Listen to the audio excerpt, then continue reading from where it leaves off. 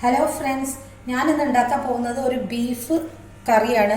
അതിന് ഒരു 500 ബീഫ് ഉണ്ടത്, പിന്നെ കുറച്ച് സുറുക്കി എടുത്തിട്ടുണ്ട്, കുറച്ച് ചെറിയ ഉള്ളി, കുറച്ച് പെരിഞ്ചീരകം, ഒരു 3 ചുള വെളുത്തുള്ളി, മഞ്ഞൾപ്പൊടി, മുളക് പൊടി. അപ്പം ആദ്യം ഈ ബീഫ് നമുക്ക് വേവിക്കാം. അതിന് വെള്ളം ഒഴിച്ചിട്ട് മഞ്ഞൾപ്പൊടി, മുളക് പൊടി,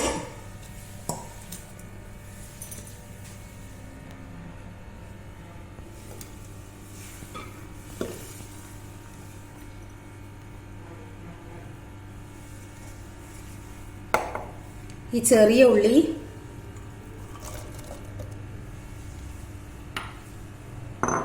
പെരിഞ്ചീരകം അത്രയും മതി, പെരിഞ്ചീരകം, വെളുത്തുള്ളി, ഈ സുർക്ക, കുറച്ച് ഉപ്പിടുക.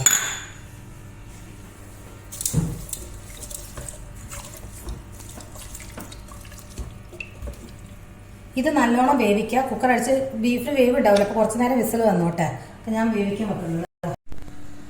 ബീഫ് വെന്തിട്ടുണ്ട്. അപ്പോൾ അത് ഇനി ഒന്ന് കോട്ട് ചെയ്തെടുക്കണം. അതിൻ്റെ പീസ് മാത്രം എടുത്തിട്ട് ഒന്നൊരു കോട്ടിങ് ആക്കിയിട്ട് അതൊരു ഷാലോ ഫ്രൈ ചെയ്യണം. അപ്പോൾ അതിന് ഞാൻ ഫസ്റ്റ് ഇതാ കുറച്ച് മഞ്ഞളും കുറച്ച് മുളകും ഒക്കെ ഇട്ടിട്ട് ഞാൻ കാണിച്ചു തരാം. കുറച്ച് മഞ്ഞൾ മതി. ആ മഞ്ഞൾ ഓൾറെഡി നമ്മൾ അതിൽ ഇട്ടിട്ടുണ്ടല്ലോ, മഞ്ഞൾ വരാണ്ട് കൊടുത്തു അധികം ഇപ്പോൾ അതിൽ. പിന്നെ കുറച്ച് മുളക് പൊടി, ഇത് ബീഫ് മസാലയത്, അത് ഒരു സ്പൂണ്.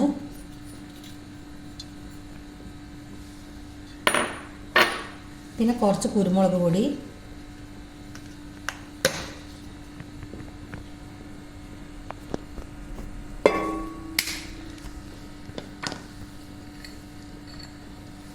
പിന്നെ വെളിച്ചെണ്ണ,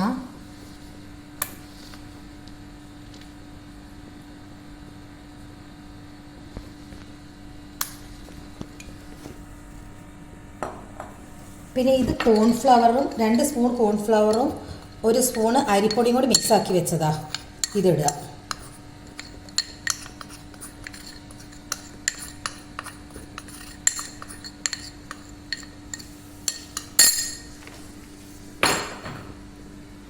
പിന്നെ ഈ ഒരു കോഴിമുട്ട എടുത്ത് വെച്ചിട്ടുണ്ട്, ഇതിടുന്നുണ്ട്.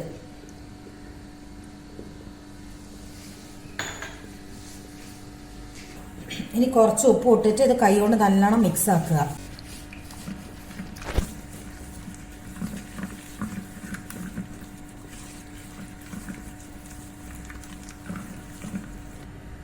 ബീഫ് ഇതാ വെന്തിട്ടുണ്ട്. ഇനി ഈ പീസ് മാത്രം കോരിയിട്ട് ഇതാക്കി വെച്ചിട്ടുള്ള ഇതിലേക്ക് ഇടുക, മസാലക്കകത്തേക്ക്. അതൊന്ന് കോട്ട് ചെയ്യാനാണ്. ഞാൻ ഈ പാത്രത്തിൽ തന്നെയാണ് ഇതൊന്ന് ഷാലോ ഫ്രൈ ചെയ്യാൻ വെക്കുന്നത്. അപ്പം അതുകൊണ്ട് ഞാൻ വെളിച്ചെണ്ണയിലാക്കിയിട്ടില്ല കുഴച്ചിട്ടുള്ളത്.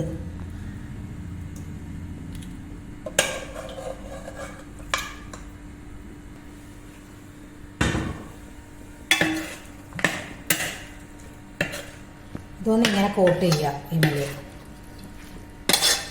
ഇത് കുറച്ചും കൂടി വെളിച്ചെണ്ണ ഒഴിച്ചിട്ട് വെക്കാം.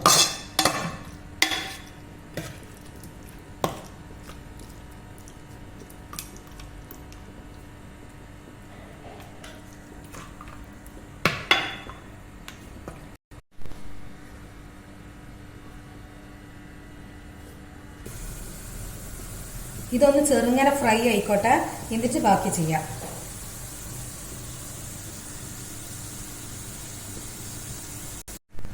ഇതിങ്ങനെ ആയിട്ടുണ്ട്. ഇതിങ്ങനെ കോട്ടായാൽ മതി. ഇനി എന്താക്കുക വെച്ചാൽ ഒരു പകുതി ഉള്ളിയും ഒരു പകുതി തക്കാളിയും അരയ്ക്കുക.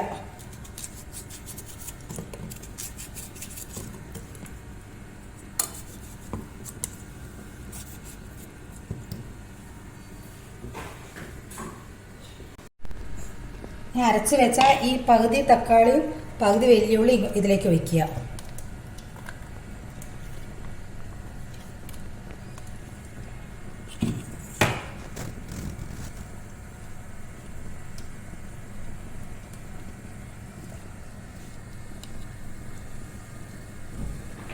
വേവിച്ച വെള്ളം ഇതിൽ ഒഴിക്കുന്നുണ്ട്.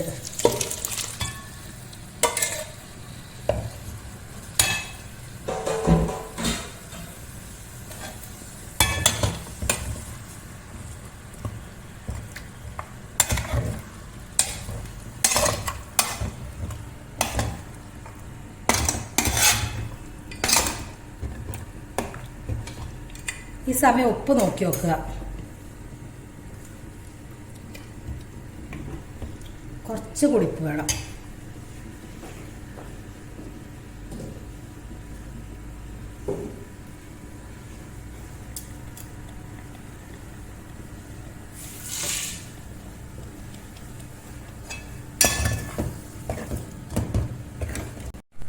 ഇതൊന്ന് അങ്ങനെ വറ്റിക്കോട്ടെ. വളരെ കുറച്ച് വെളിച്ചെണ്ണയിൽ കുറച്ച് മതി, ഇത് മതി. ഇതിൻ്റെ അകത്ത് കുറച്ച് കായ്മുളകും കറിവേപ്പിലും ഒരു 4-5 കായ്മുളകുണ്ട്.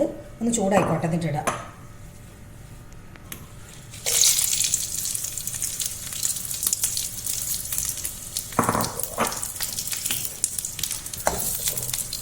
ഈ കറിവേപ്പില ഇടുന്നുണ്ട്. അപ്പോൾ നന്ന മരുന്നരിയിട്ട്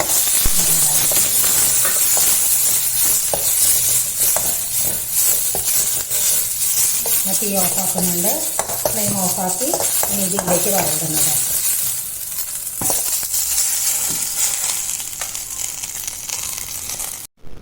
കുറച്ചുകൂടി എരിവ് വേണ്ടതുകൊണ്ട് നോക്കുമ്പോൾ കുറച്ചുകൂടി എരിവ് വേണ്ടതുകൊണ്ട് കുറച്ച് കുരുമുളക് പൊടി ഇതിലിടുന്നുണ്ട്. മതി.